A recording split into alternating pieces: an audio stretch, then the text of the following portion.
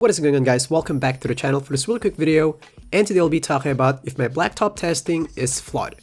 I receive hundreds of comments about this every year, so I realized why not make a video explaining everything. So if ever someone asks about it, I'll just link this video so you guys can fully understand why I believe my blacktop testing is really valid, instead of me typing long paragraphs on every comment. So this one here is for you to watch right now and for future reference as well.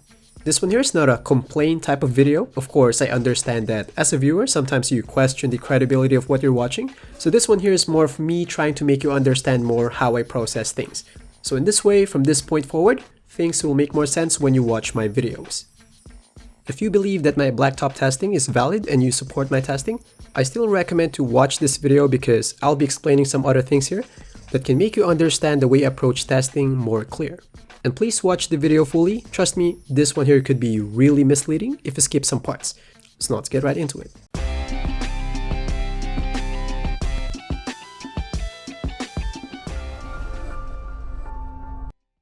So what I will do is I will try to show some common questions about my blacktop testing, and I will try to answer each one of them. So first one, some viewers say, Tutes, blacktop is a different mode to my career. Why not test everything in my career mode? Basically, there are two types of testing. First one, this is just my own term.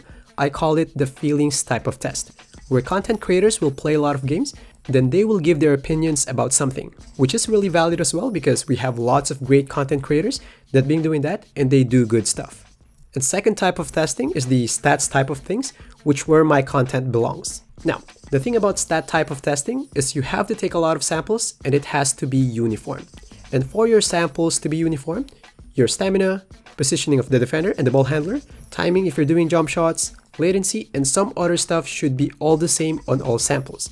And these are hard to obtain on the actual game or on online modes if you want to do stat testings. So my point here is, in terms of stat testings, it's really hard to do it on actual My Career, Park, or Rec game. And the best way to do it is on blacktop because you can control all things. So now I might say, oh, Tutes, why not go to the beach courts and test shooting badges in there? I can't do that because latency fluctuates. So for example, I tested for a bronze shooting badge and for example, I got 84%, then suddenly latency fluctuates. And because latency was changed, now my timing on the modded controller was messed up as well. And because of that, now I got 82% because my timing was off. Does that mean bronze is better than silver? No, right?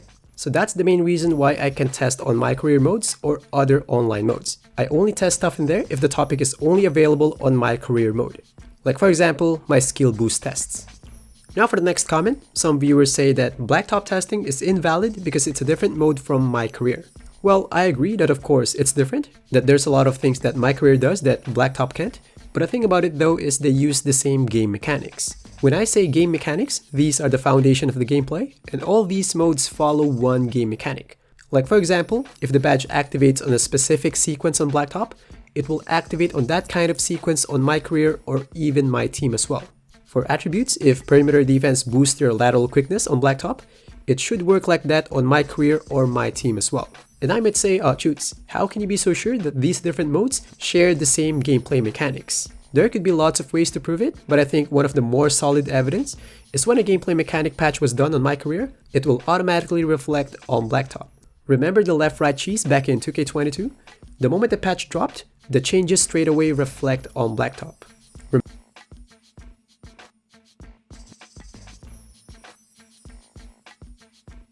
Remember the interior defense problem back in 2K21? Same thing, the moment the patch dropped, it reflected straight away on blacktop. And even how attributes work, it will reflect on blacktop as well. Remember the big patch that fixed perimeter defense this year when they finally moved lateral quickness from speed back to perimeter defense stat?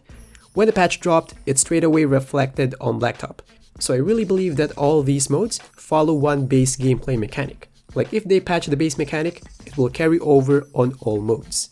Which kind of makes sense to be honest when you look at it at a logical and programming standpoint. Like why would they write separate codes of gameplay mechanics for each modes?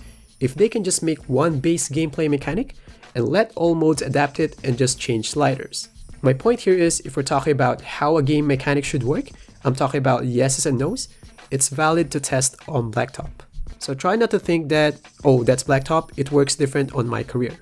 Now, speaking of sliders, there are some viewers who say that blacktop testing is invalid because sliders are different on blacktop compared to My Career.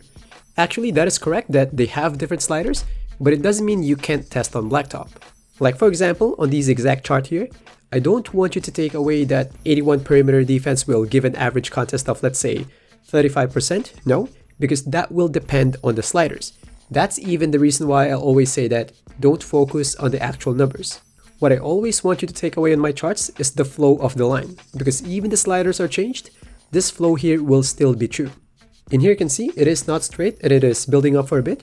So let's say on my career perimeter defense slider is a bit higher, so it means that this line here will just move up for a bit.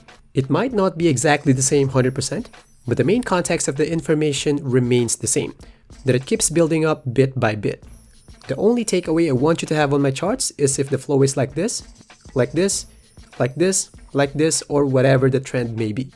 Even on my jump shot series, if I show you this chart here, the only takeaway I want you to get from that are the rankings.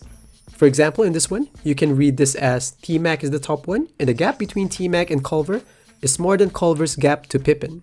My point on this part here is that even though sliders are different, my Blacktop tests are still valid, because I'm only looking at the flow of the line anyway, so even though the sliders might be different on my career, my results will still remain the same.